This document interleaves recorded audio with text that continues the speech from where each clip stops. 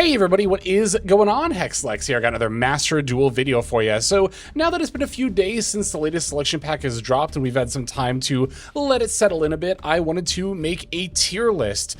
This will feature a lot of the most popular and powerful decks of the format, but I also went out of my way to include pretty much like every single archetype that had new cards in the latest pack here, right? So these are not all going to be like the most competitive decks of the format. We're only covering 20 decks today, so if there are, if there's a deck here or that's not here and you're like, hey, why isn't it here?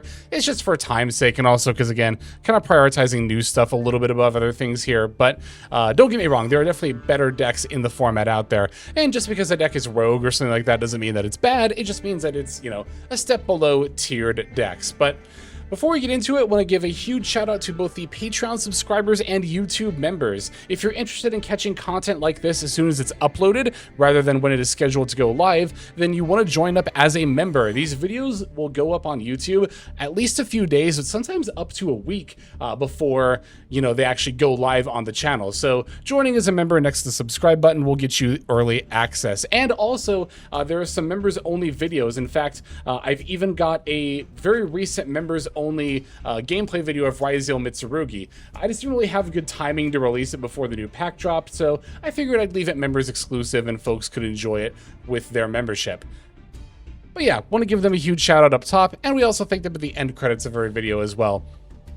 So yeah, now that that's out of the way, let's go ahead and start taking a look at some of these decks here.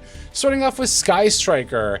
I honestly do feel like Sky Striker is still a tier 1 deck in this meta. Not only is it a very strong deck in its own right, but its best matchup, Cool Tune, also got a pretty good buff from this pack. So we'd definitely expect to see a lot more Cool Tune on Ranked Ladder, and as a result, I think Sky Striker stocks are going to go up. But again, it's not completely reliant on that Cool Tune matchup. I really do think that Sky Striker is just a very, very good deck right now.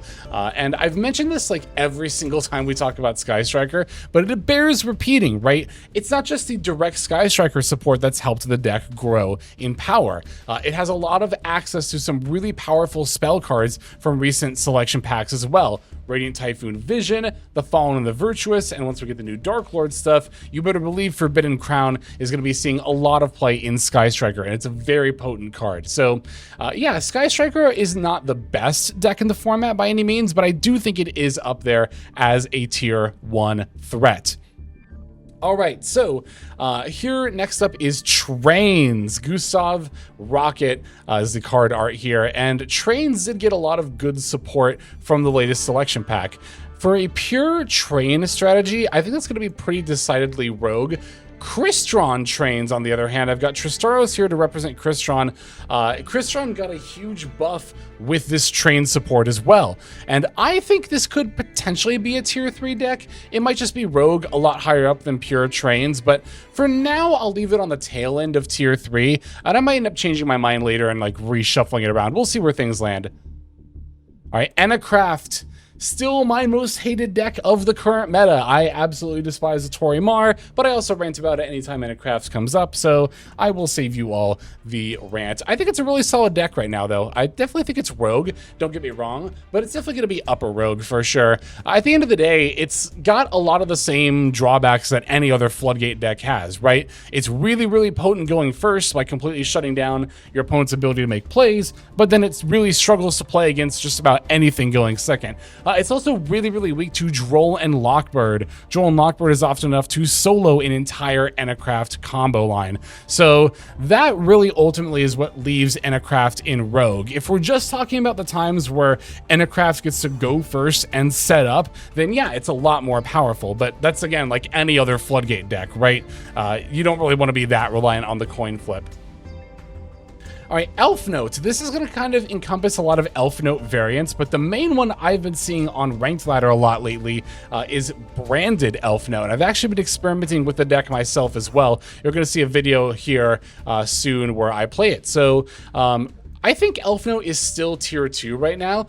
Don't get me wrong, Fidral's Harmonia was a huge buff, and it's absolutely in like the upper end of tier 2, but I really do think it is a tier 2 deck at the end of the day. It's just, it's still missing that follow-up support, right? Which with the Power Patrons and Elf Note's June Pride is honestly the big one. That enables Elf Note to have a lot of turn 0 plays, but also some of the Power Patron support helps your turn 1 combo line become stronger as well. And Synchro Emergency from the Overframe collection we haven't seen yet is another pretty decent option for Elf Note. Elf Note Synchron in general also just being a really solid variant. But yeah, like any other Synchro-based deck or any other deck that can make use of it really, you know, this one is really feeling the buff from Phydraulis Harmonia. And I think upper tier 2 is where I'm going to end up putting it here. So Man with the Mark, last time I put it in tier 3, I guess I'll leave it here again for now. I mean, this is one of those where you can make an argument for it being tier 2, but it's kind of like Inacraft in that regard, being a back row based deck. It really is dependent on going first, not nearly as much as Inacraft. Man with the Mark has a lot of variants, and not only variants within its own list, but also a lot of variants of deck lists that it can play. And there are some that are pretty good at going second, or at least better than a lot of other back row based decks. So that's why I think Man with the Mark is notably better than Inacraft. And if you want to make the argument that's tier 2, I wouldn't argue against you. I'd say it's like towards the bottom of tier 2, but I think I'll keep it towards the top of tier 3 for now. Okay, so next up we have Majestus Fairy Tale. Okay, this one I have a lot of thoughts about. So I think that the main thing that is wrong with Majestus Fairy Tale right now is that it's missing so much of the follow-up support, right? Not only is there Genea of the Ring, there's also the Charmers in Quartet, there's all of the follow-up Endymion cards like Regulus and Endymion Vare and Endymion Jenny, right? So without that follow-up spellcaster support, right now, Majestus Fairy Tale does honestly kind of struggle a little bit in Master Duel. It's a little bit on the weak side. I think it's tier 3. I'll put it a little bit below Odeon. I don't think it's like so bad right now. It can still put out a lot of negates and disruption, and it actually plays very well through hand traps as well. At this point, I've already got multiple gameplay videos of it on the channel, as well as my full Majestus Fairy Tale guide if you want more info on the, you know, Master Duel version of this deck. But yeah, I don't think for the time being I can really put it any higher than tier 3, and I don't even know if it's at the top of tier 3. We'll see as I keep placing stuff here. Okay, so Constellar Tellarknights is actually a really solid rogue deck. I'll even put it a little bit above Inacraft because it has, I noticed in my research in, you know, tournaments, put up some pretty decent results. It's a pretty solid deck. I don't know if I could call it tiered. It's still a little bit weak compared to what other stuff in the meta can do, but it's also hard for me to say because I've only really read the cards and, you know, seen the deck list. I haven't actually seen the deck in action. I haven't played against it or watched a combo line with it yet or anything, but yeah, it seems definitely a lot more solid than it was in the past. Oh, Xaber. It's such a shame because of all of these archetypes that got follow-up support, of all these themes, Xaber is probably just my favorite. Lex's favorite is the Synchro deck. Go figure. But unfortunately, I think I have to put Xaber at just the bottom of this tier list. If I were separating like upper rogue and lower rogue, then Xaber would be down in the bottom at lower rogue for sure.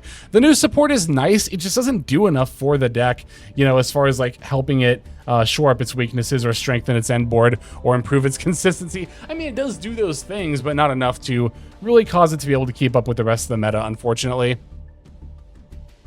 Okay, Draco Tale. Draco Tale, I think I'll end up putting in tier 1. It's a really, really solid deck right now with that branded support. It's been seeing a lot more play. You could even dabble into like playing some Fairy Tale cards slash Majestus with the Draco Tale as well, because obviously you've got a, you know, critical mass of spellcasters there. But really, no matter how you cut it, Draco Tale is a really, really solid deck right now, and I think it's deserving of a tier 1 slot. All right, Predto Plant. I'm also going to put this in Rogue, but this deck holds a lot of promise. You know, I think I might put Tellarknight a little bit below Inacraft. It's debatable, but Predto Plant of these Rogue decks, I think holds the most promise. It's really, really strong. Predto Primitive is such a powerful card. Being able to search any fusion card is so, so good, right? Like, obviously, it's very, very powerful, but it's still a little bit on the weaker side, mostly because kind of like Majestus Fairy Tale, it's also missing some follow-up support. I believe it's like a fusion monster. I'm trying to remember what it's called. I can't remember off the top of my head. I keep wanting to say Ars Magna, but that's the new Medius, the pure archetype I'm thinking of. I don't know why I'm thinking of that, but anyway. Yeah, I think once Predto Plant gets its follow-up support, it'll be better, but I don't think it'll be enough to break out a rogue. I think that Predto Plant's going to remain a very, very solid upper rogue deck. Don't get me wrong, it's absolutely put up some tournament results like a lot of these other upper rogue decks, but I don't know if it's quite enough to break into tier 3. Magnet Warrior, I'll put in tier 2. Continues to be a pretty solid combo deck in the current meta. Not really much has changed with it, so I don't really have much new to say about it, but yeah, Magnet Warrior is still pretty solid. Yummy variants, I guess I'll keep putting these towards the top of tier 3. I really wanted to put it in tier 2, but I think that's my bias more than anything else. Yeah, I mean, Yummy at the end of the day is still kind of just suffering from being weaker as a result of being pre-hit, having some bad matchups between Cool Tune changing its levels and all that kind of stuff. And I don't know, it's just with Cupsy Yummy at 1, I think Cupsy Yummy could be at 2, honestly. I think we're approaching a point where we could have Yummy unhits, but that also, again, might just be my bias talking. So I'll just leave Yummy right here in tier 3 for the time being. Okay. We're going to put Radiant Typhoon in tier 1. Zodiac Radiant Typhoon, I think, does still continue to be one of the better decks of the current format. It's really strong, it's really consistent, it can play very well going first or second. I haven't been seeing it as much as I was towards the end of the last season, but I also think that might be like new toy syndrome, right? Like, obviously when a selection pack drops, people are going to tend to flock to it and you know, play the stuff that got supported there. Or even in the case of this pack with Fidral's Harmonia coming out, people are playing a lot more decks that can use Harmonia. But that does not mean that, you know, Zodiac Radiant Typhoon or Radiant Typhoon in general is bad. Just because a deck is underrepresented doesn't mean it is underpowered. I do think it is still definitely one of the best decks in the current format. However, I think the actual singular best deck right now probably just ends up being Cool Tune again. Yeah, I mean, this was pretty predictable, right? Last tier list a couple of weeks ago, you know, when Cool Tune had its hits, but also Fidral's Harmonia hadn't come out yet, I think you could have made a really solid argument for both Zodiac, Radiant Typhoon, and Branded actually being stronger decks. But you could also still make an argument that Cool Tune was even stronger than them. I think the reality of this situation is that they're all about the same power level, but of those 3 decks, the only one that can consistently make really good use of Fidral's Harmonia is going to be Cool Tune, and it does make a difference. Fidral's Harmonia is a very, very powerful hand trap, and although it's not, you know, it's not like it changes the Cool Tune combo line or even necessarily makes the deck more consistent, but it does make the deck more powerful, and I think that does give it the slight edge over other tier 1 decks in the current meta. All right, next up is Malice. This was another deck where last tier list someone was like, you know, this isn't a tier 3 deck, it's tier 2, and I think I'm actually kind of inclined to agree. Yeah, I mean, Malice is still really solid even after all the hits, especially that Radiant Typhoon engine, I think is doing a lot of work for Malice right now. So maybe the tier list should look like this? I don't know. I think Yummy and Malice are both slightly better than Man with the Mark, and I think you could also make an argument for Malice just being the top of tier 3, but I think this is a fine spot for it too at the bottom of tier 2. K9 Vanquish Soul, I think is about on par with Magnet Warrior. I'll leave it like this. Actually, I'll leave it like this because I have been seeing in like community tournaments and stuff, Magnet Warrior putting up a little bit more results than K9 VS. I think K9 VS is still a really good deck. It's just really feeling that detriment. I mentioned this during the last tier list too. Having to have the right attributes in hand just to be able to make plays. K9 VS is really feeling the detriment of that. I think more so, I mean, obviously more so than any other deck because it's the only other deck with that requirement, but that requirement is becoming a lot more of a hindrance as other decks are getting both more efficient and more powerful in the meta. You know, it's funny, I really thought K9 Izuna as a hand trap, as a mini engine, would have a lot more impact on the Master Duel meta, but if you zoom out and look at the grand scope of its impact since its release, it's actually not been in that many decks used as like a generic tool. All right, Lunaite, I think, does still remain a tier 2 deck. I think I'll put it right there. Mitsurugi, also I'm going to put in tier 2, but it is worth noting that this is definitely a deck that's benefited from the Fidral's Harmonia as well, which is why I'm putting it higher up alongside Elf Note. I think that it's pretty comparable in power level to Magnet Warrior. If you want to make the argument that Magnet Warrior is a little bit stronger like this, I think that's fine, but yeah, I'm going to leave Mitsurugi up higher because it's been seeing a lot of experimentation with Fidralis Harmonia, which again, I think that decks that are able to make use of Harmonia do have a little bit of, at least a little bit of a power advantage over decks that can't. And finally, Branded, I do think definitely remains a tier 1 deck in this format, and definitely still remains one of the more difficult decks to play in the current format as well. I think that's, as I mentioned before, you know, a lot of what keeps it from being the best deck in the meta. If everyone was as competent at Branded, well, that's not the right thing to say. What am I trying to say? Really, just if Branded had as low of a skill curve as something like Cool Tune, then I think it would be the best deck in the format, because obviously, once you are playing it correctly, it really is that powerful. But it's just really, really hard to play, and a lot of people, myself included, I'm not, you know, trying to say I'm better than anyone else, but I think a lot of people, myself included, really struggle to bring out the full potential of Branded. But yeah, I'm looking at the tier list here, and I think I am pretty satisfied with where everything's at, but definitely don't be afraid to let me know what you think in the comments below, not that you ever are. But yeah, that's going to go ahead and do it for now. Thanks, as always, for watching. Super appreciate the support. Let's move on to our credits now, so we can thank not only our Patreon subscribers, but also those YouTube members, as mentioned up top. Hey everybody, Hexlex here. Thank you so very much for watching all the way to the very end of the video, which by the way is one of the best ways to support the channel. Speaking of supporting the channel, take a look at the names on screen. These are folks who have been so generous as to either join as a YouTube member or subscribe over on patreon.com/Hexlex to support. There's also perks for doing so.